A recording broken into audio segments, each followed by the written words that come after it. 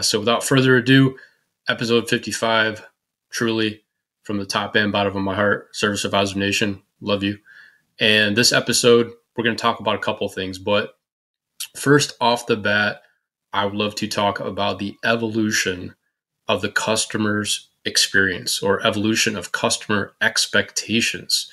Why today's customers really expect, what do they expect from an independent automotive shop, and why has that changed? So customers now expect Amazon-like convenience, Ritz-Carlton level service, and Chick-fil-A warmth from all their local repair shops, right?